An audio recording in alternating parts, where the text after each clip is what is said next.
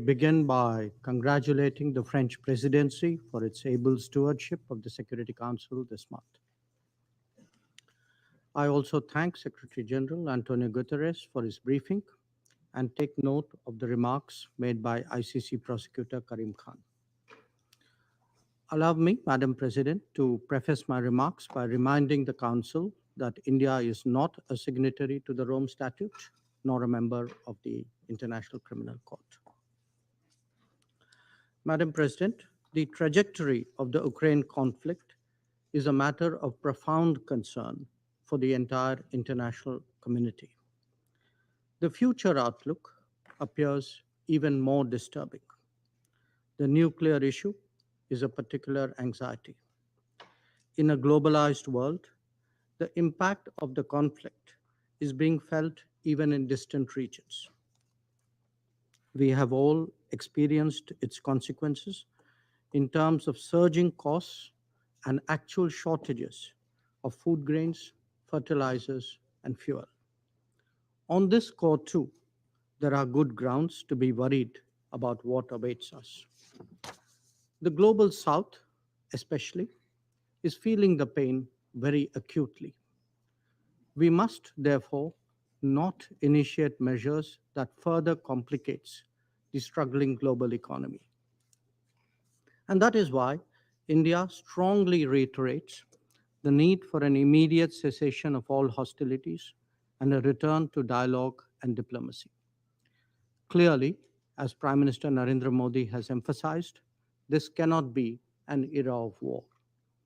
On our part, we are also providing both humanitarian assistance to Ukraine and economic support to some of our neighbors under economic stress.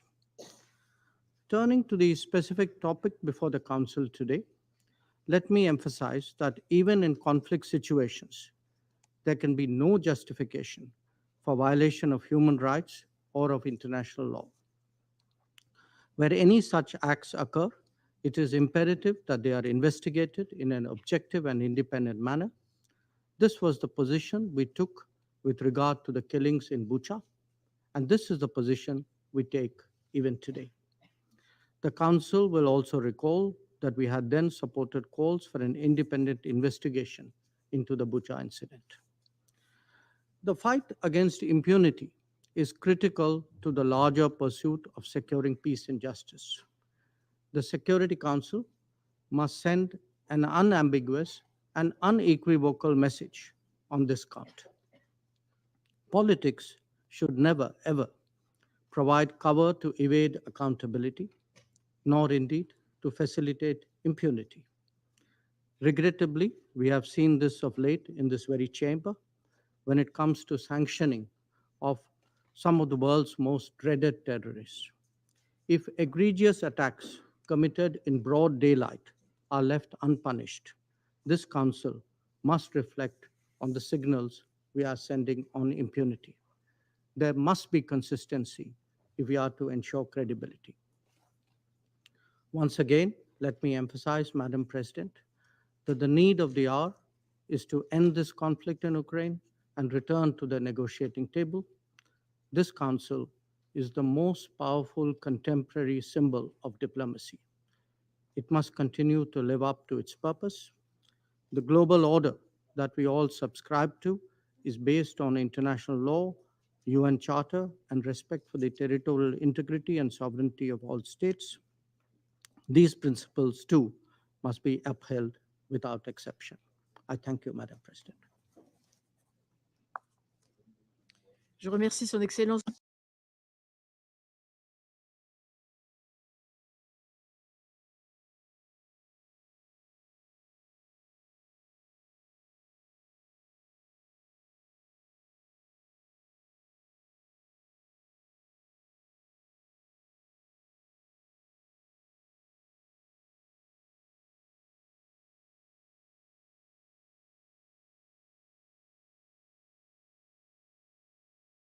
Begin by congratulating the French presidency for its able stewardship of the Security Council this month. I also thank Secretary General Antonio Guterres for his briefing and take note of the remarks made by ICC Prosecutor Karim Khan. Allow me, Madam President, to preface my turning to the specific topic before the Council today. Let me emphasize that even in conflict situations, there can be no justification for violation of or of international law.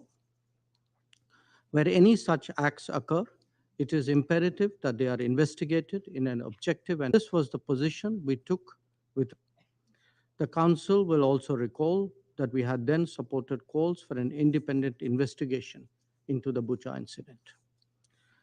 The fight against impunity is critical to the larger pursuit of securing peace and justice. The Security Council must send an unambiguous and unequivocal message on this count. Politics should never, ever provide cover to evade accountability.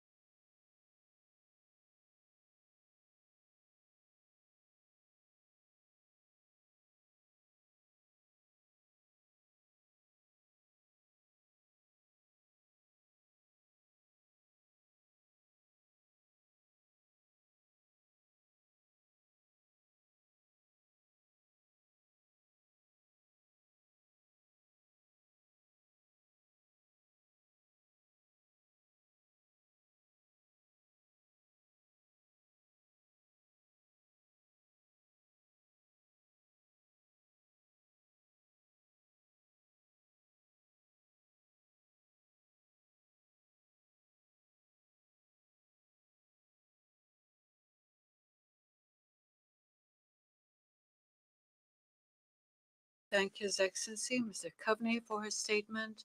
I give the floor to His Excellency Dr. Subrahmanyan Jaishankar, Minister for External Affairs of India. Thank you, Madam President. Let me begin by congratulating the French presidency for its able stewardship of the Security Council this month. I also thank Secretary General Antonio Guterres for his briefing and take note of the remarks made by ICC Prosecutor Karim Khan. Allow me, Madam President, to preface my remarks by reminding the Council that India is not a signatory to the Rome Statute nor a member of the International Criminal Court. Madam President, the trajectory of the Ukraine conflict is a matter of profound concern for the entire international community. The future outlook appears even more disturbing. The nuclear issue is a particular anxiety. In a globalized world, the impact of the conflict is being felt even in distant regions. We have all experienced its consequences in terms of surging costs and actual shortages of food grains, fertilizers, and fuel. On this score, too, there are good grounds to be worried about what awaits us. The global south, especially, is feeling the pain very acutely. We must, therefore, not initiate measures that further complicates the struggling global economy. And that is why India strongly reiterates the need for an immediate cessation of all hostilities and a return to dialogue and diplomacy. Clearly, as Prime Minister Narendra Modi has emphasized, this cannot be an era of war. On our part, we are also providing both humanitarian assistance to Ukraine and economic support to some of our neighbors under economic stress. Turning to the specific topic before the Council today, let me emphasize that even in conflict situations, there can be no justification for violation of human rights or of international law. Where any such acts occur, it is imperative that they are investigated in an objective and independent manner. This was the position we took with regard to the killings in Bucha, and this is the position we take even today. The Council will also recall that we had then supported calls for an independent investigation into the Bucha incident. The fight against impunity is critical to the larger pursuit of securing peace and justice. The Security Council must send an unambiguous and unequivocal message on this count. Politics should never, ever provide cover to evade accountability, nor indeed to facilitate impunity. Regrettably, we have seen this of late in this very chamber when it comes to sanctioning of some of the world's most dreaded terrorists. If egregious attacks committed in broad daylight are left unpunished, this Council must reflect on the signals we are sending on impunity. There must be consistency if we are to ensure credibility. Once again, let me emphasize, Madam President, that the need of the hour is to end this conflict in Ukraine and return to the negotiating table. This Council is the most powerful contemporary symbol of diplomacy. It must continue to live up to its purpose. The global order that we all subscribe to is based on international law, UN Charter, and respect for the territorial integrity and sovereignty of all states. These principles, too, must be upheld without exception. I thank you, Madam President. Je remercie Son Excellence. I thank His Excellency, Dr. Jaishankar, for his statement. I give the floor to His Excellency, Mr. Michael Moussa Adamo, Minister for Foreign Affairs of Gabon. Thank you very much, Madam President. I thank you, Madam President, for taking the initiative of this meeting on the situation in Ukraine, which is taking place in parallel to the high-level week of the General Assembly under the brand of bold solutions when the world is at a turning point. I thank the Secretary General for his update on the situation in Ukraine, as well as the Prosecutor of the International Criminal Court, Mr. Kaim Khan, for his briefing.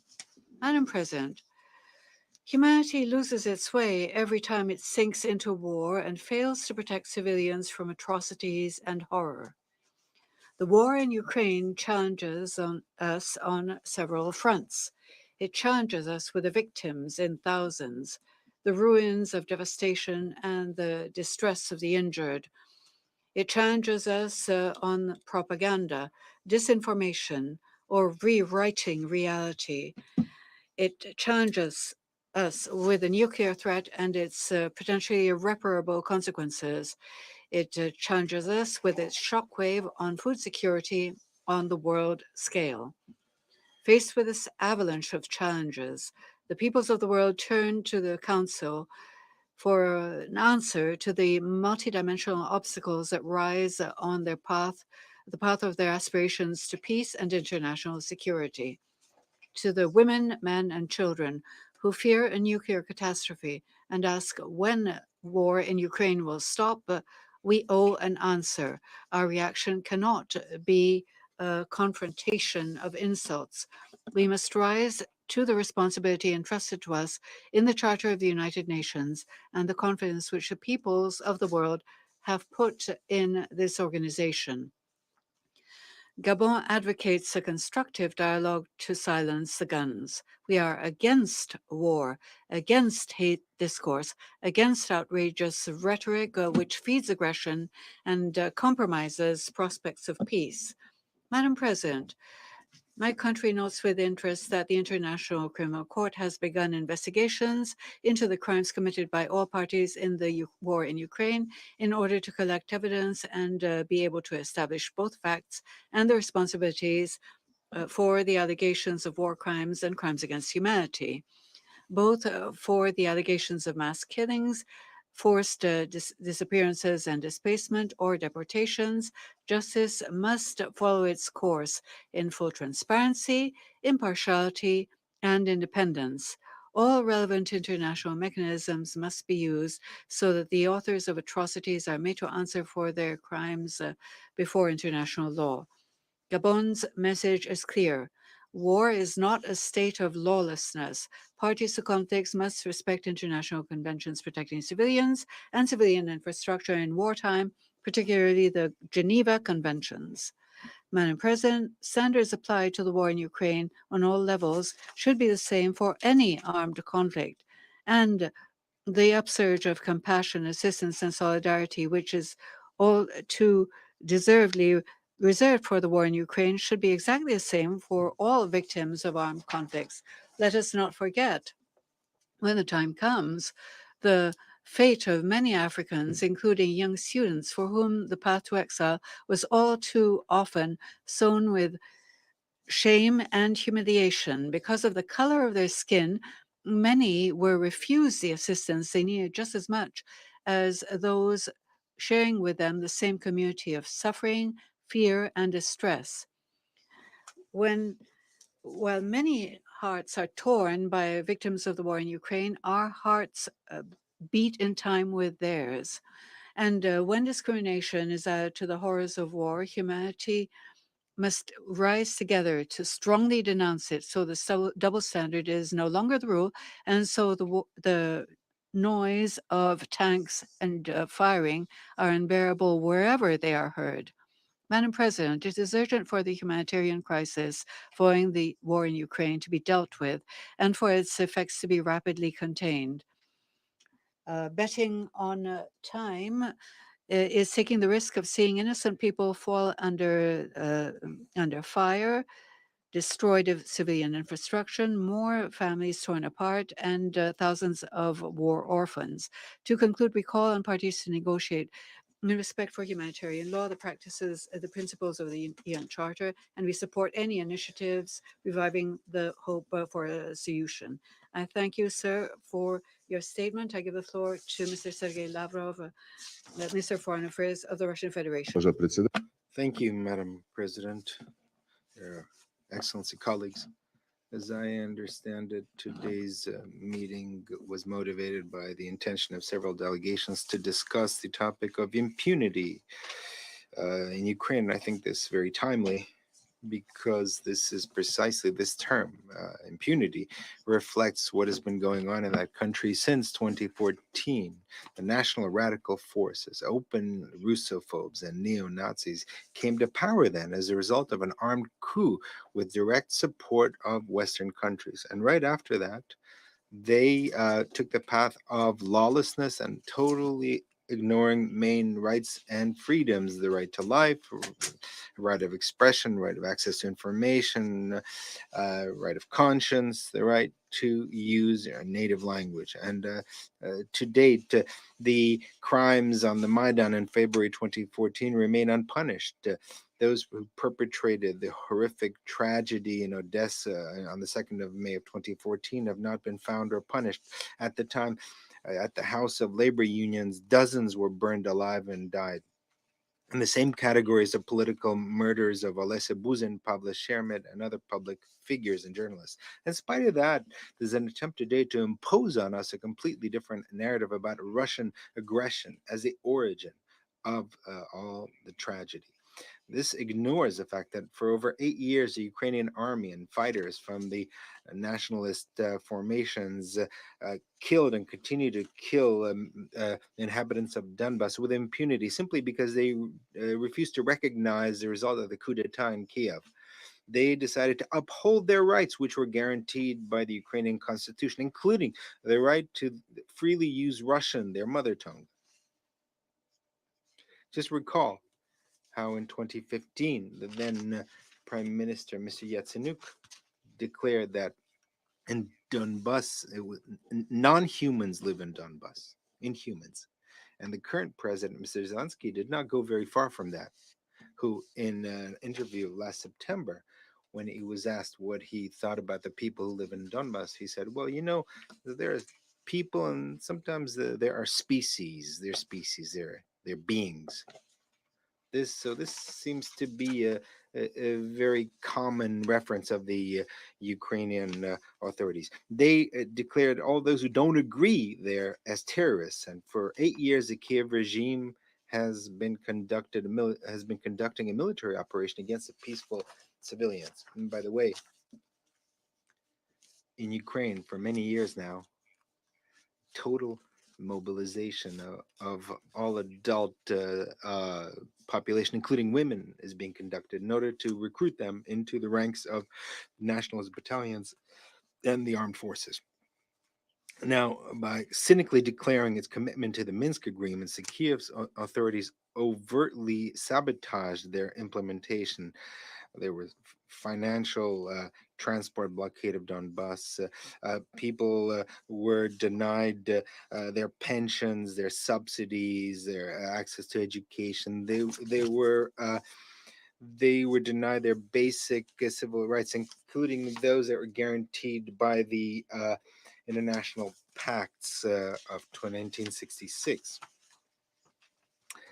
So at then Mr. Zelensky, having been tired of pretending, stated that this it was impossible to implement the Minsk agreement. In fact, Mr. Poroshenko, just a couple months ago, proudly stated that the Minsk agreements, which he signed, neither him nor no one else in the Ukraine had any intention of implementing these, that these agreements were simply needed to win time in order to obtain weapons from the West for the war against Russia. And the Secretary of the National Security and Defense Council, Mr. Danilov, said something very similar.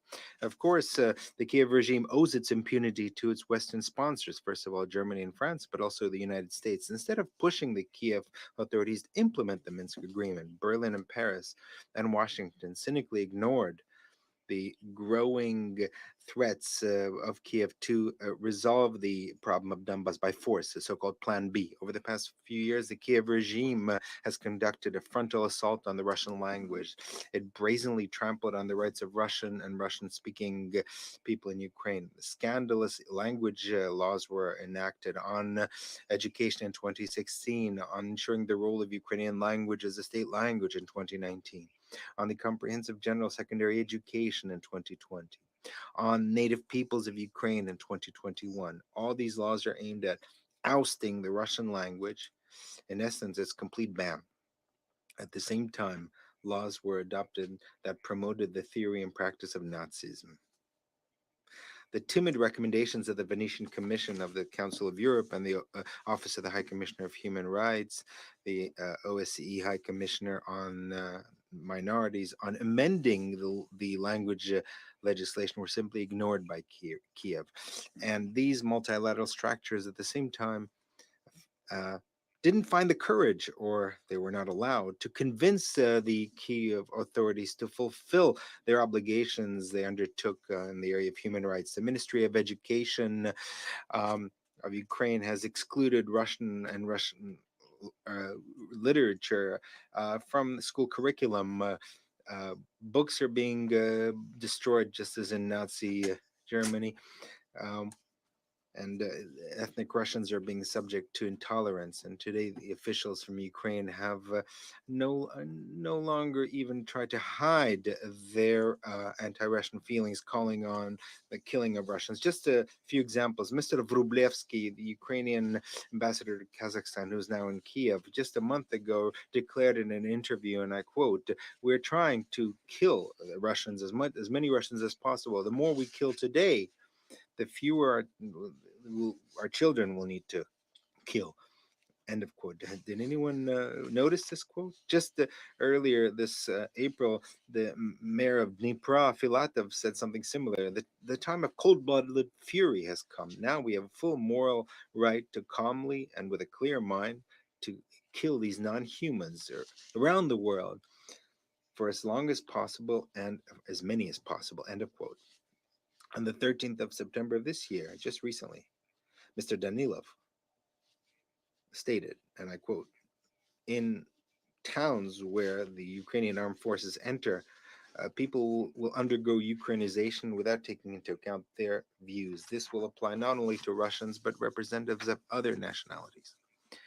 And if you want to study any other language, such as Romanian, Polish, Ivrit, please go ahead, but not to be financed by our state. You can do it at your own expense. You can improve your educational level at your own expense. End of quote. Is there any need to say that all these Russophobic statements have remained unpunished? And we're not even talking about Russophobia here. This individual spoke about representatives of other ethnic groups that live in Ukraine. And of course, the ultimate was the interview with Mr. Zelensky on the 5th of August, who suggested to everyone who feels that they're Russian for the good of their children and grandchildren to get the hell out and to go to Russia. And I think the decisions that have been adopted by a whole range of regions of Ukraine about conducting referendums are the result of his advice.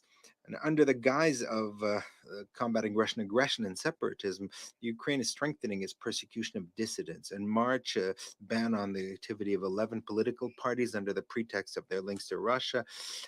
Opposition Russian language television channels have been closed for any attempt to provide an alternative view to the official view. Journalists are persecuted. Madame Berezhnaya, a well-known public official who has often spoken at the UN and the OBSE, is in the prison of the security services. We have no doubt that Ukraine has become a completely totalitarian Nazi-like state where the norms of international humanitarian law are trampled on. There's no surprise that the armed forces and the national battalions are using the tactic of terrorists, using peaceful civilians as human shield. And here, what's particularly cynical is the position of states that are pumping Ukraine full of weapons and training their soldiers. The goal is obvious. They're clearly stating it, to drag out the fighting as long as possible in spite of the victims and destruction in order to wear down and weaken Russia. That policy means the direct involvement of the West in the conflict and makes them a party to the conflict. Intentional fomenting of this conflict by the collective West remains unpunished. Of course, you won't punish yourselves, sir. We have no illusions that today the armed forces of Russia are being and the militias of Lugansk and Donetsk are being opposed not only by the neo-Nazi formations of the Kiev regime, but the military machine of the collective West.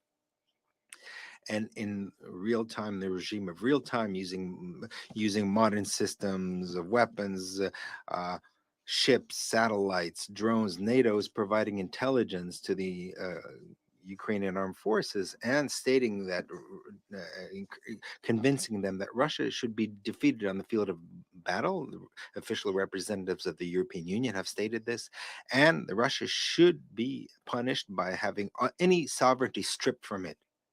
This isn't even latent racism, but overt racism.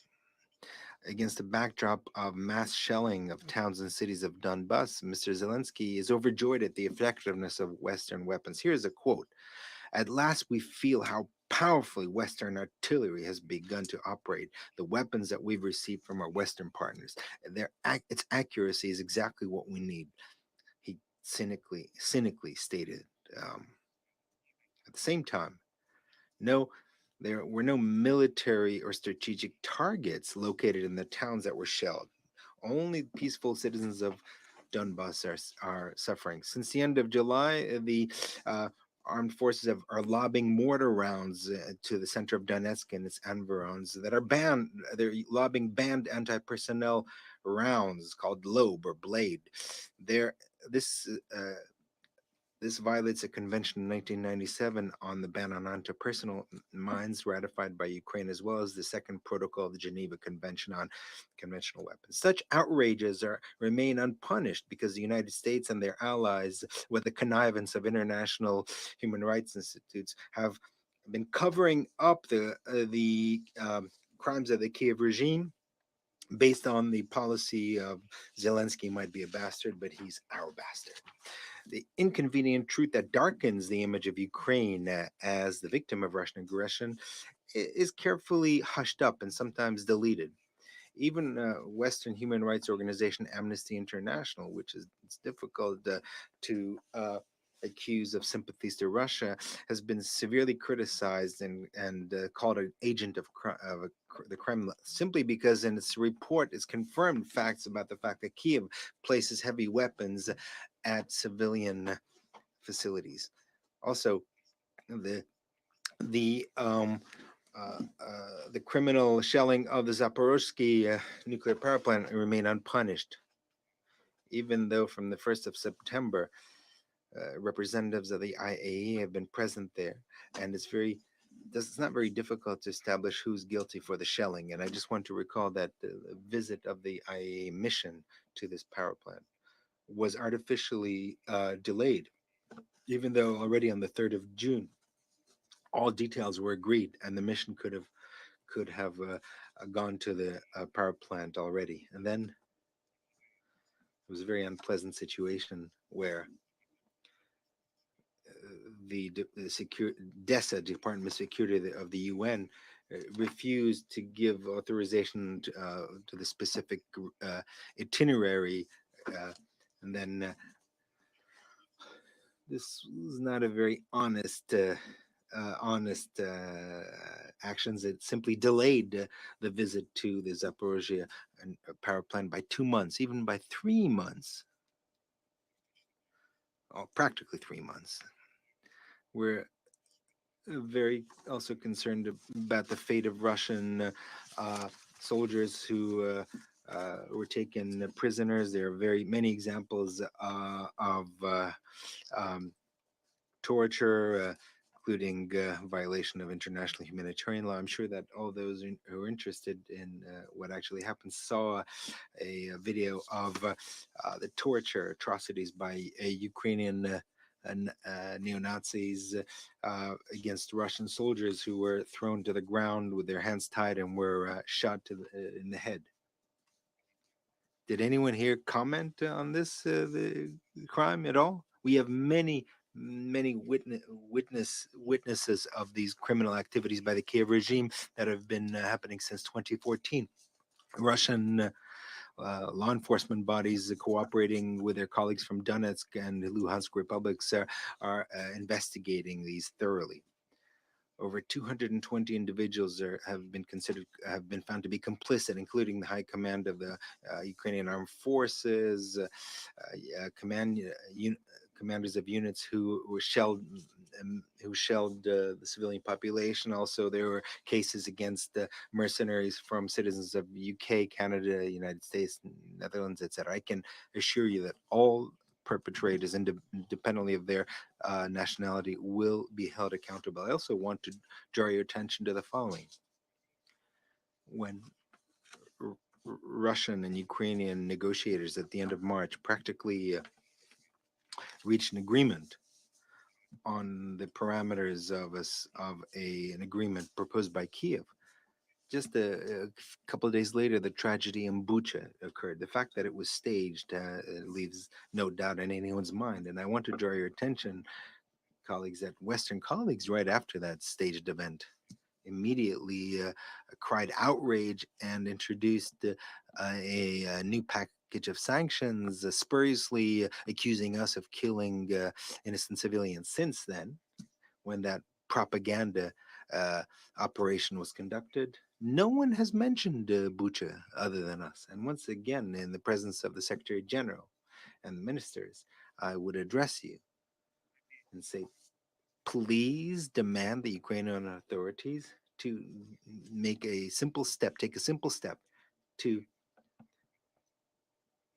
publish information about those individuals whose bodies were shown in Bucha. I've been asking this for the past month. Secretary General, please use your authority for this. It would be very useful to get to the bottom of this episode. And of course, we also noticed the increased activity of international justice with regard to Ukraine. There's supposedly efforts to investigate crimes committed in Ukraine that are ascribed to Russian authorities. All this is simply a very a propaganda operation. I just want to recall that neither the coup d'état in 2014 or the tragedy in Odessa or the shelling of Donetsk or any other crimes have uh, led to any reaction from the International Criminal Court. And by the way, this International Criminal Court, we there were some 3,000 references sent to the International Criminal Court against crimes committed against the inhabitants of ICC. And there has been no reaction. And it seems that the ICC has now received instructions to step up its activity. We have no confidence in the work of this body. For the past 8 months, we were waiting for steps to be taken against impunity in Ukraine, and we don't expect anything more from this institution or a whole range of other international institutions. Everything I've said today simply confirms that the decision to conduct the special military operation was inevitable. We have said this more than once. We've provided a huge number of facts which show how Ukraine prepared to play the role of anti-Russia as a staging ground to create a threat against Russian security. And I can assure you that we will never accept this. Thank you very much.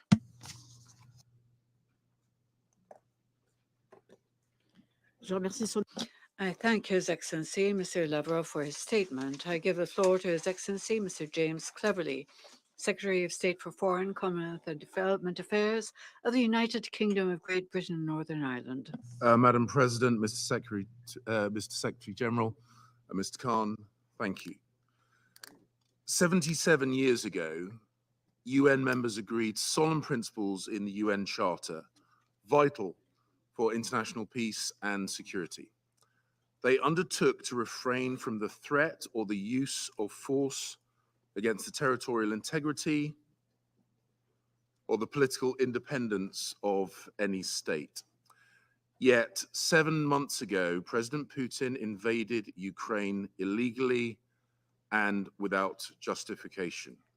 He ignored the resounding pleas for peace that I heard in this council on the 17th of February. Since then, Ukrainians' spirit of defense and defiance in the protection of their country continues to inspire free peoples and nations. Every day, the devastating consequences of Russia's invasion become more clear. UN agencies have confirmed more than 14,000 civilian casualties so far, and the actual total is likely to be much higher. More than 17 million Ukrainians in humanitarian need, 7 million displaced within Ukraine, and more than 7 million Ukrainian refugees in Europe. We see the mounting evidence of Russian atrocities against civilians, including indiscriminate shelling and targeted attacks on over 200 medical facilities and 40 educational institutions, and horrific acts of sexual violence. We see from the reports of the Office of the High Commissioner for Human Rights that in parts of Ukraine currently under Russian control, civilians are subject to torture, arbitrary detention, and forced deportation to Russia. And we have seen more grisly discoveries in Izium. And it's not just Ukrainians who are the victims. President Putin's war has spread hardship and food insecurity across the globe, plunging millions of the world's most vulnerable into hunger and famine. And once again, as we've seen here today, Russia has sought to deny responsibility.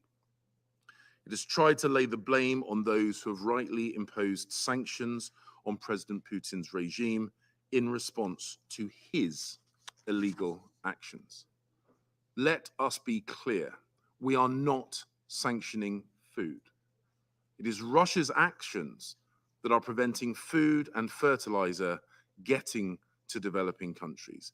It is Russia's tactics and bombs that are to blame for destroying Ukraine's farms, infrastructure, and delaying its exports.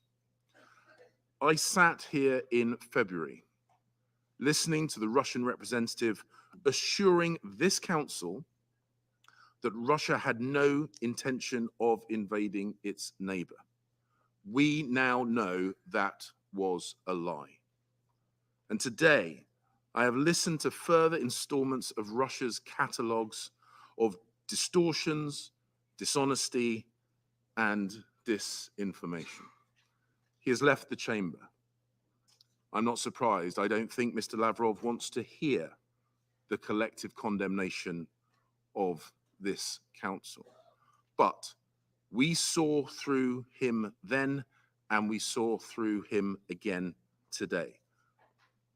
We have information, which means that we know that Russia is about to hold sham referenda on sovereign Ukrainian territory with no basis in law, under the threat of violence, after mass displacements of people in areas that voted overwhelmingly for Ukrainian independence.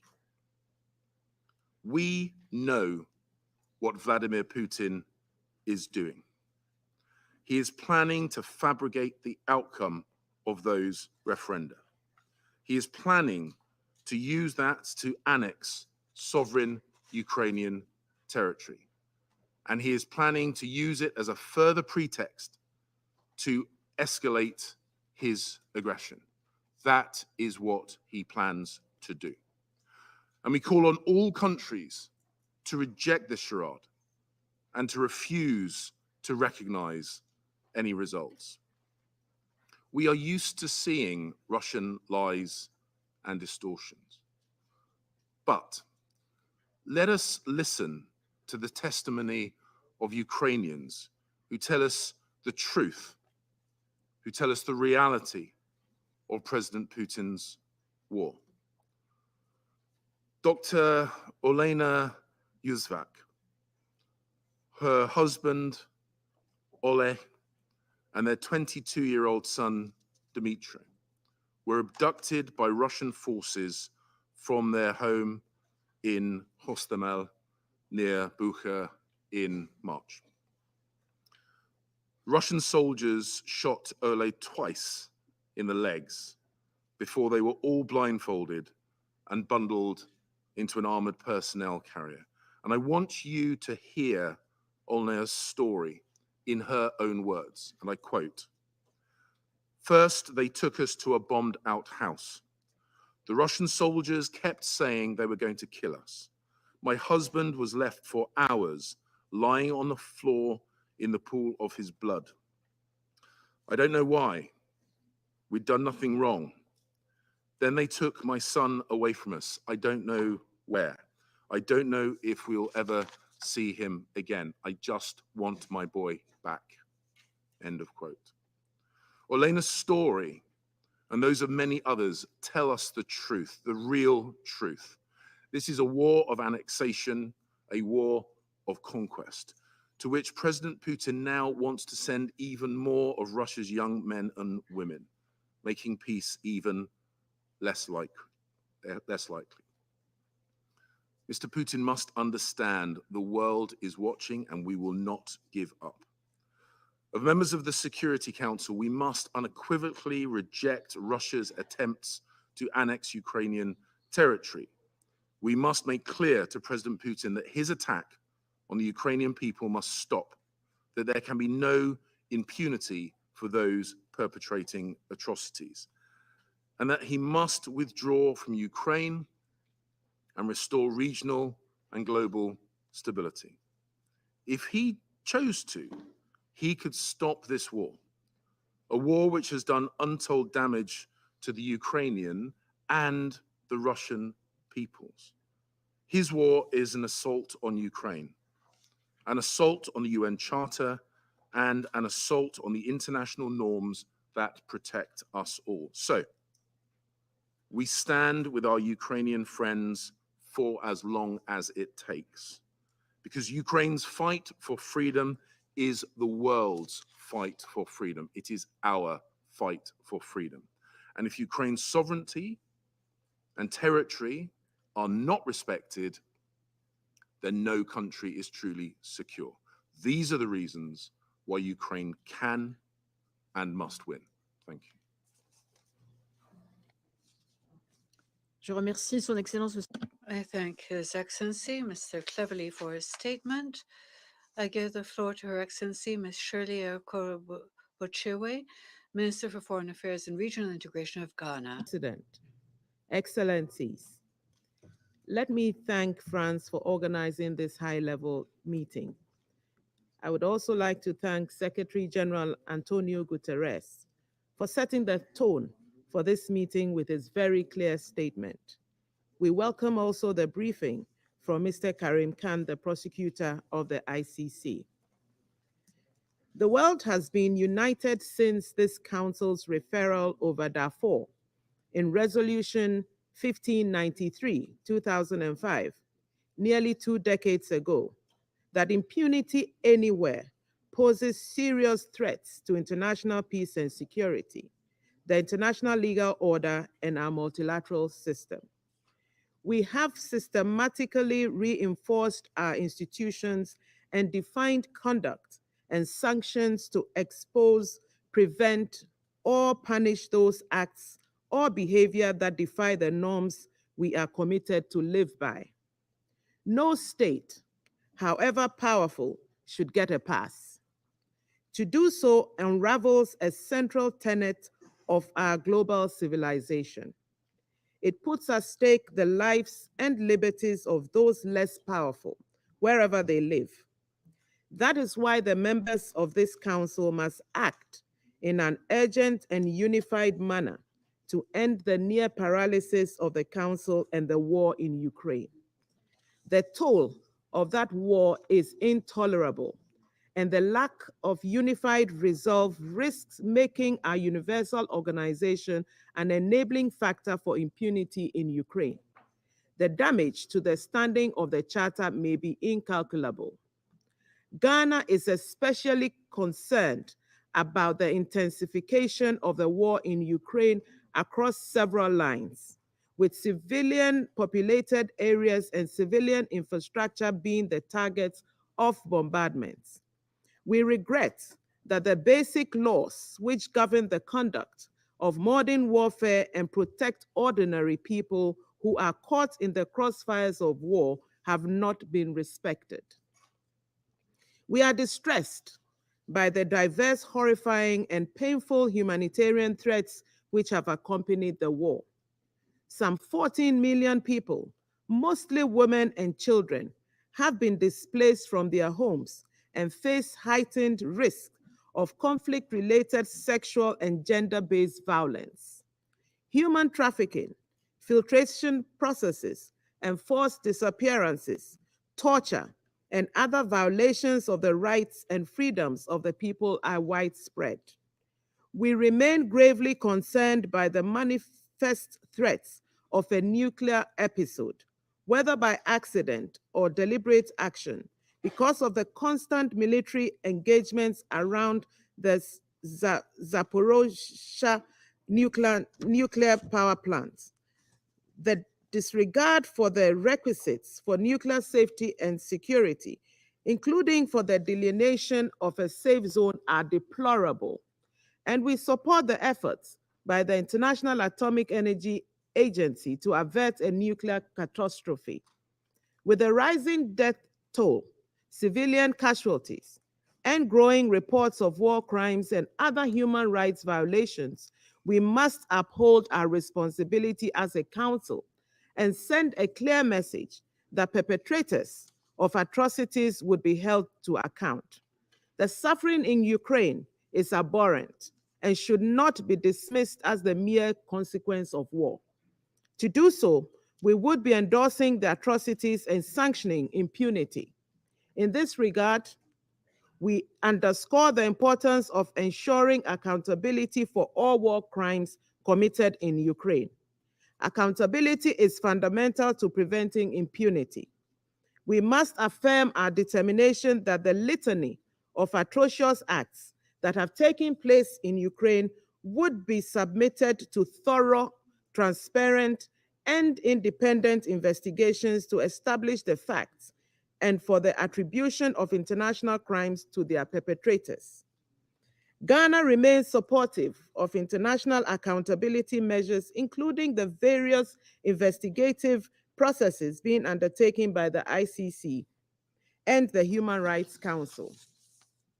We believe that in seeking criminal accountability and justice for the victims of the war in Ukraine, the important questions about international remedy and reparation measures, especially for victims of conflict-related sexual abuses, must be addressed.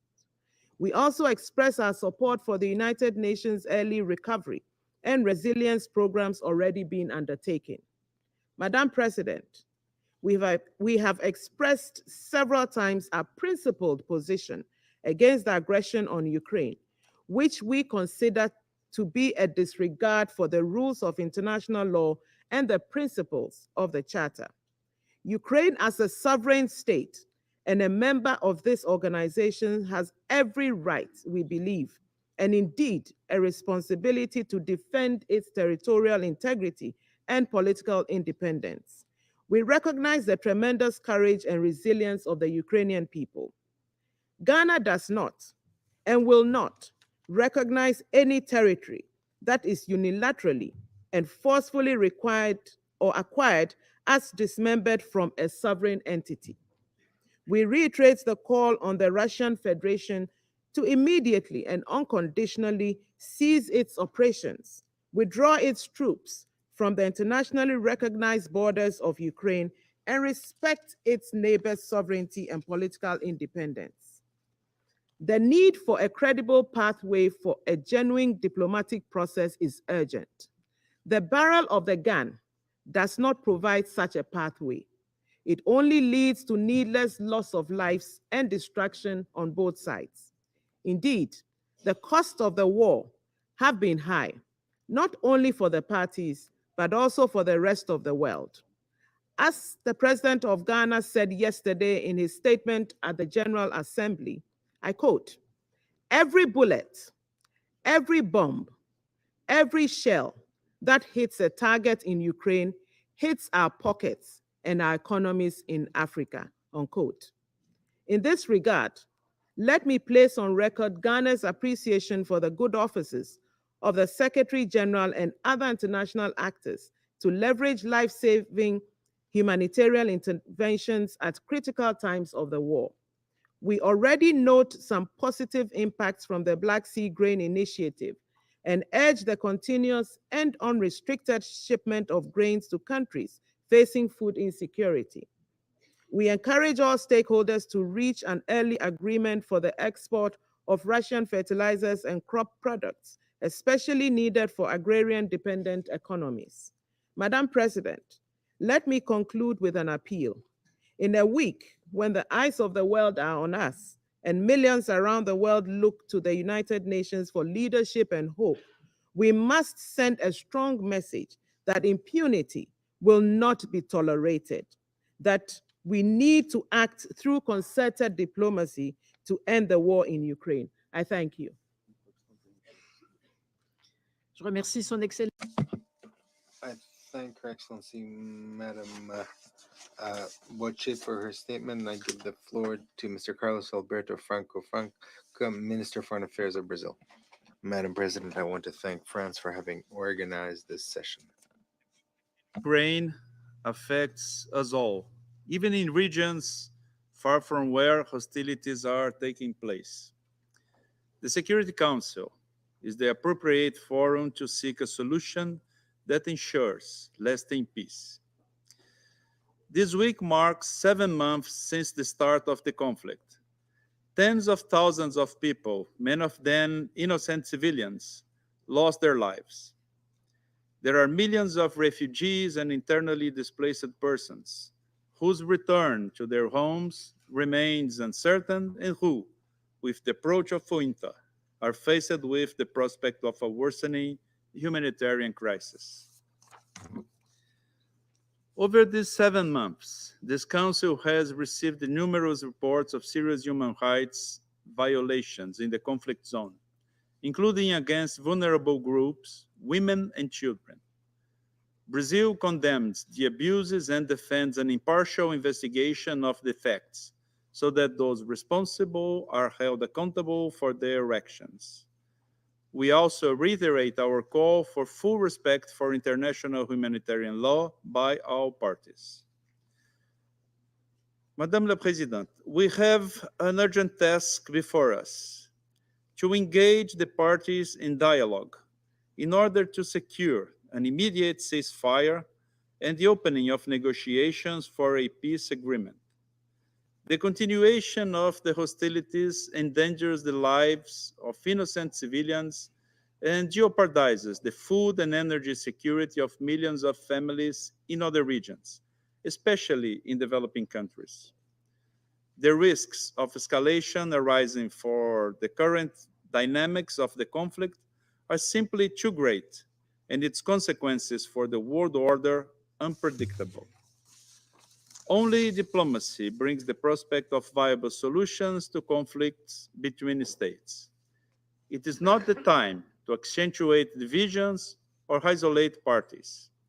The priority of this Council must be to create conditions for the parties to engage in negotiations for a peaceful solution to the conflict. Thank you. Je remercie Son Excellence, M. Franz. I thank Mr. Franza for his statement, and I give the floor to Her Excellency Madam Reem Al-Hashimi, Minister of State for International Cooperation, the Ministry of Foreign Affairs and International Cooperation of the United Arab Emirates.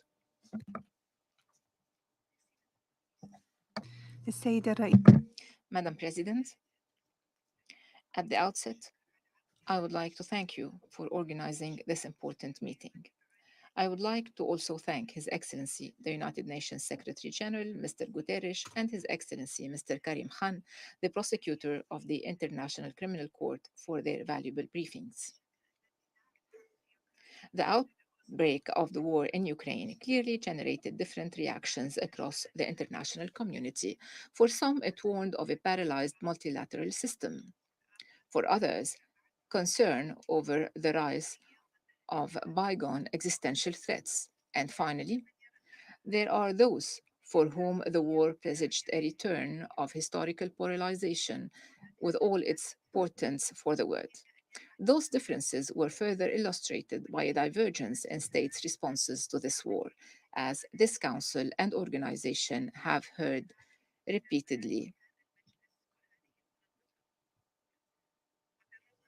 Yet, those disparities existed alongside a unified expression of fidelity to international law and a need to respect it, a recognition of its function to separate a civilized international order from its antithesis. International law, as the UN Charter articulates, regulates the conduct and practice of states according to the principles of sovereignty, independence, good neighborhood, and territorial integrity, reinforcing in the process the security and prosperity of states regardless of their size or might. Madam President, the UAE will not deviate from its unequivocal call and its unwavering appeal for all parties to this war to abide by international law, including international humanitarian law, to respect its limits and to implement its provisions. In this context, the reports of daily violations are a cause of grave concern, especially regarding the war's repercussions on civilians. We also emphasize here the situation of women and children, especially those forced into displacement, who are consistently reported to suffer from sexual violence and exploitation, including by organized crime and human trafficking networks. All of us are aware of the disproportionate severity and violence that war and conflict inflict upon women and girls. Therefore, we welcome all ongoing efforts, including by UN agencies, to respond to the humanitarian situation while taking into account the unique impacts of the war on women and girls. While the immediate imperative is a cessation of hostilities, peace remains our ultimate goal, and its sustainability requires comprehensive reconciliation predicated on accountability and justice for the war's victims. We also reiterate that the full, equal, and meaningful participation of women in conflict resolution and peace building is crucial, not only to reflect their distinct experience of war, but also their centrality to building peace. Madam President, the UAE remains steadfast in its approach, urging dialogue, de escalation, and calm, and encouraging cooperation and consensus building to ensure stability in and among states. We are also reminded here of a long standing observation. Repeated deviations from the law without consequence normalize the practice and create a race to the bottom. In this Finally, Madam President, I restate the UAE's call to both parties and all relevant stakeholders to pursue a peaceful end to this war through constructive and inclusive dialogue, which necessitates open lines of communication and a viable off ramp to preserve the prospects of a diplomatic solution. It is evident that the world before us, in all its diversity, is concerned with the consequences of this war on the international system, on food and energy security, and on the risks of an escalation confrontation. Therefore, we must carry out the duties entrusted to us and cooperate to overcome the world's most pressing challenges rather than seeing war and conflict set us back further. This approach and our promotion of it is the conclusion drawn from our experience in the Middle East, where people have been battered by a relentless insistence on zero sum hegemony and the pursuit of narrow self interest. This has left and will only leave destruction. Thank you, Madam President.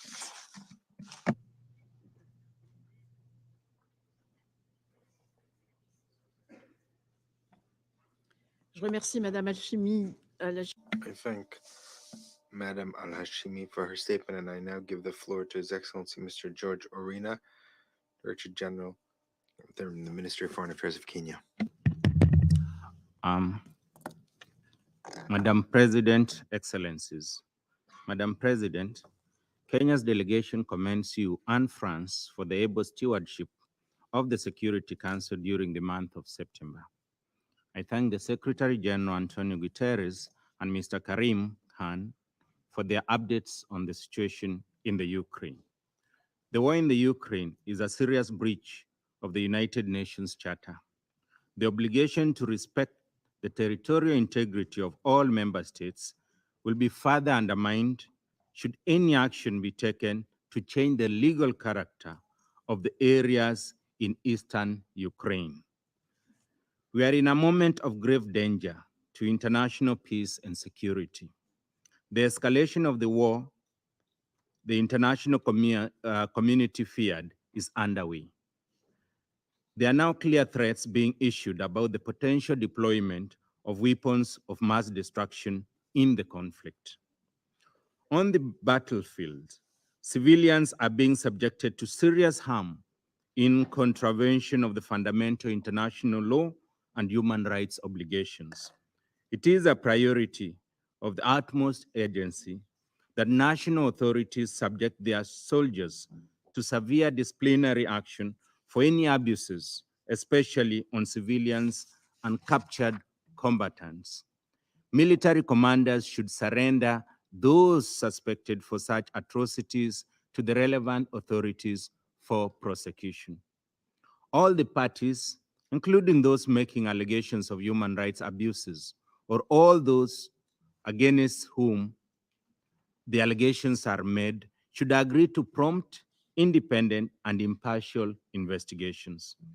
Even as we justly condemn and call for accountability of war-related violations, we know that the truest protection of civilians is to stop the war. In this regard, Kenya calls for an immediate cessation of hostilities. Active hostilities should be replaced by a mediated agreement that secures the sovereignty and territorial integrity of Ukraine while addressing the security concerns of all parties and regional stakeholders. Madam President, the situation in Ukraine is highlighting the need for serious reforms of the United Nations Security Council.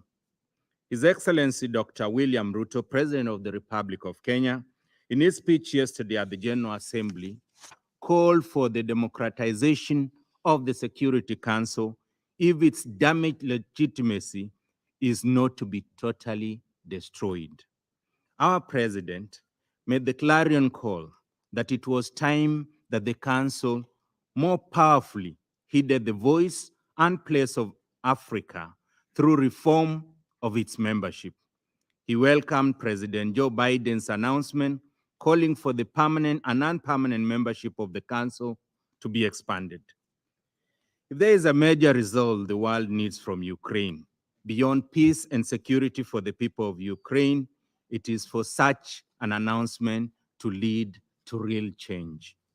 The farmers, villagers, pastoralists, fishfolk, traders, and workers of Africa need their livelihoods protected from the climate crisis. They need the many serious conflicts on the Security Council agenda solved and not relegated to the margins because of the Ukraine. Who will protect their interests in the Security Council by having the means from an amended UN Charter? Only permanent membership by the African states will do. In this regard, we call on the entire permanent membership to commit to fully embracing reforms. It is the only way the people of the world will consider this institution legitimate enough to earn their regard and cooperation. Madam President, I conclude by saluting the individuals, institutions, and governments, as well as the UN bodies and agencies that continue to help alleviate the suffering of those affected by the war in Ukraine. I reaffirm Kenya's respect for Ukraine's sovereignty and territorial integrity within its internationally recognized border. I thank you for your kind attention. Je remercie Son Excellence, Monsieur Orina, pour I thank His Excellency Mr. Orina for his statement, and I give the floor to His Excellency Mr. Dmytro Kuleba, Minister of Foreign Affairs of Ukraine. Madam President, distinguished members of the Security Council, Secretary General Guterres, Prosecutor Hahn, I thank the French presidency for keeping the focus of the Security Council on the most pressing threat to international peace and security in this century, Russia's war of aggression against Ukraine. Right as we speak, bodies of innocent victims are still being exhumed from at least 445 graves in the recently liberated city of Izum. Some are not entire bodies, but only parts of them, like a few pairs of children's legs in one of the graves. The grief of those who are close and beloved is yet another drop in the ocean of suffering that Russia has inflicted upon the people of Ukraine since 7 months and 8 years of its barbaric aggression. Many of you may have seen the image of a dead hand of a 36-year-old Ukrainian soldier. His name was Sergei Sova, with a yellow and blue bracelet still on it. I do wear one too. Just want to show it to you. Many of us do. And Russia should know one thing. it will never be able to kill all of us. And here is why. Because on February 24th, when Russia attacked Ukraine from all directions, within the first 24 hours, tens of thousands of Ukrainians returned from abroad to defend their country. And what happened within the first 24 hours after President Putin announced mobilization? The opposite. Thousands of Russians booked international flights to leave Russia. Many flights were sold out within hours. Yesterday, Putin announced mobilization. But what he really announced before the whole world was his defeat. You can draft 300, 500,000 people, but you will never win this war. Today, every Ukrainian is a weapon ready to defend Ukraine and the principles enshrined in the UN Charter. Russia will fail and will bear full responsibility for the crime of aggression and consequent war crimes, crimes against humanity and genocide. Yesterday, President Zelensky made it clear in his address that Russian responsibility is a key element to international peace and security. Ukrainian law enforcement, together with partners at the International Criminal Court and countries who support both Ukraine and the ICC, work collectively to collect evidence of Russian crimes and hold perpetrators to account. We trust in the International Criminal Court. Justice will be served. We owe it not only to thousands of victims, but to future generations in Ukraine and beyond. There will be no peace without justice.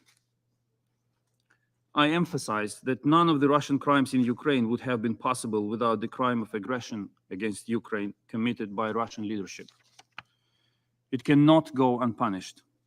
And the only feasible way to put President Putin and his entourage on trial is to establish a special tribunal for the crime of aggression against Ukraine. I reiterate my call on all states to back this undertaking for the sake of the very basic principles of humanity and the UN Charter. Excellencies, many of you may listen to me right now with one question in mind. Is there a chance for peace? Will Ukraine negotiate with Russia in order to end this war? I want to state crystal clear. No other nation in the world craves for peace more than Ukraine. President Zelensky was very outspoken about it yesterday. We have never wanted anything but peace and stable development. We have never wanted this war and never chose it. We simply want to live normal life. But it's not enough for Ukraine to want peace. Russia must prioritize diplomacy over war in order to give peace a chance. What we see instead is Russian leadership seeking a military solution only. Distinguished colleagues, this chamber has seen many heated debates since 1945, many crises. But the amount of lies coming from the Russian diplomats is quite extraordinary. Today, we are mostly focusing on crimes committed by Russian soldiers in Ukraine. But if anyone thinks they are the only one ready to kill, torture, rape, cut off genitals, they are wrong. Russian diplomats are directly complicit because their lies incite these crimes and cover them up. Apparently, the only thing in today's address by Russia in this torrent of lies worthy of reaction is the inappropriate slang used when mentioning a president of a foreign country, the president of Ukraine. I also noted today that Russian diplomats flee almost as aptly as Russian soldiers. Before February 24th, Russian diplomats here at the United Nations had repeatedly denied plans of a full-scale invasion of Ukraine. The Russian president himself lied into the face of European leaders, saying he was not planning to attack. It was days before the invasion. Russia is shameless. They sit at the chair they occupied in 1991 on dubious legal grounds, armed with a veto right and the feeling of total impunity. Russians are confident that they can get away with anything and they are entitled to do anything they want. They think this seat allows them to violate borders in a 19th century style imperialist conquest. They think it allows them to shell nuclear power plants and seize them. They think it allows them to unleash missile terror on civilians and critical infrastructure. They think it allows them to threaten the world with the use of nuclear weapons. They must be held accountable for all of this. The issue of responsibility is central to the debate. We need to ensure that behavior like this is punishable. Otherwise, every force in the world, every evil force in the world, will be tempted to follow in Russia's footsteps. I don't need to remind anyone at this table how many forces on the planet would like to question the borders of their neighbors. If Russia can do this, why can't they? Today, we're talking not only about Ukraine and Russia. The global security crisis we all face is so much larger. All members of the Council must realize that on February 24th, Russia attacked not only Ukraine, it dealt a deadly blow to the very foundations of the United Nations Charter. No nation can feel safe until Russia is held to account for violating the common principles agreed by all after the Second World War.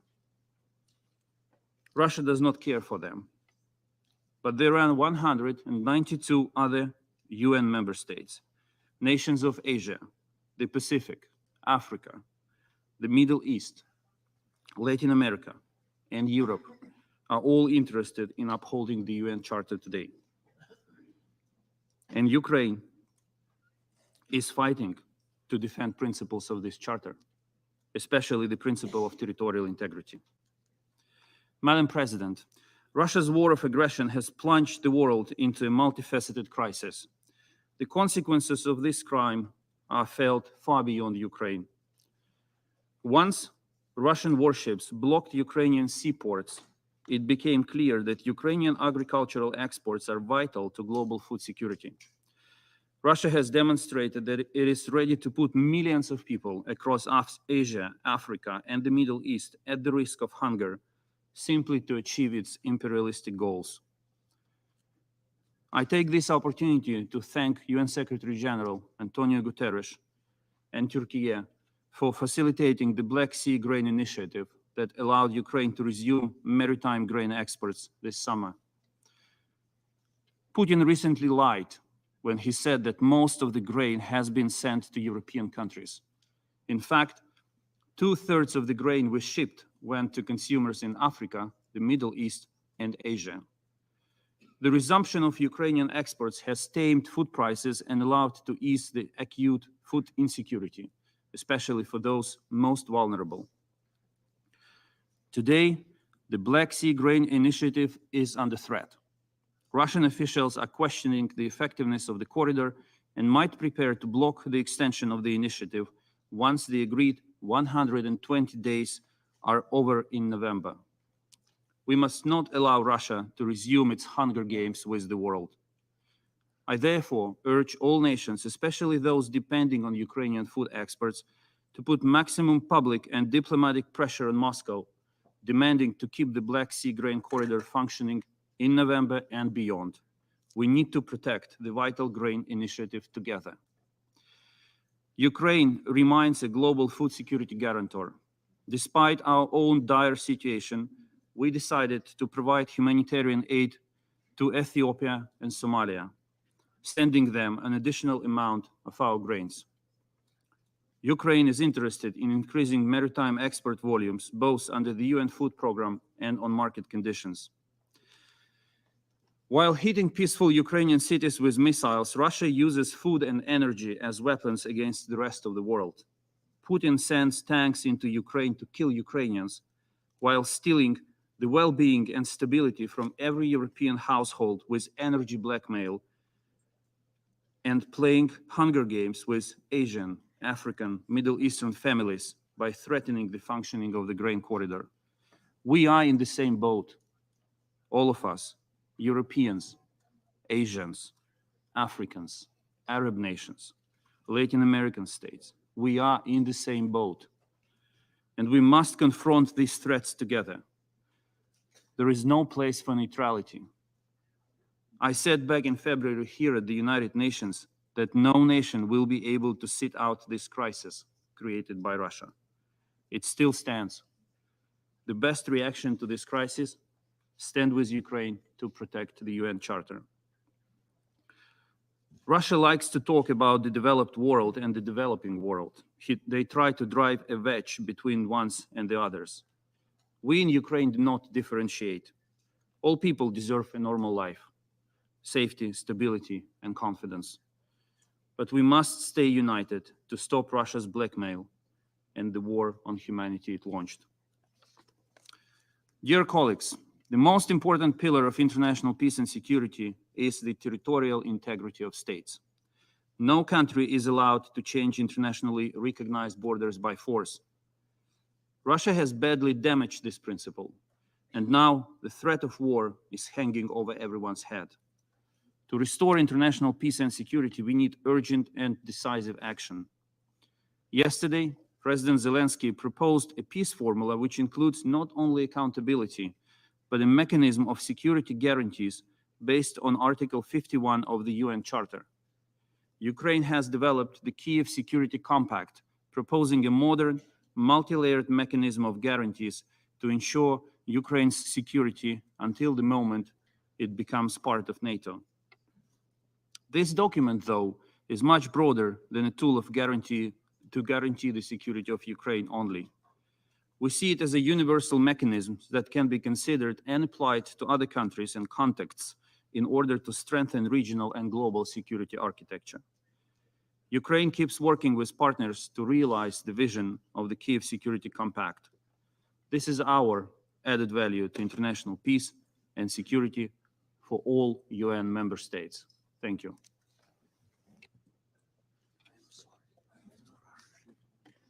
Je remercie.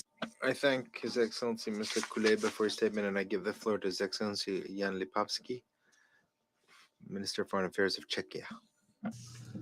Thank you, Madam President, Mr. Secretary General, Excellencies. Let me thank the French presidency for the opportunity to participate in this important meeting. The Czech Republic now holds the rotating EU presidency. The EU is a core promoter of values and principles of the UN Charter. Czechia hosts the highest number of Ukrainian refugees per capita, over 400,000 in 10 million country. Russia's colonial, unprovoked and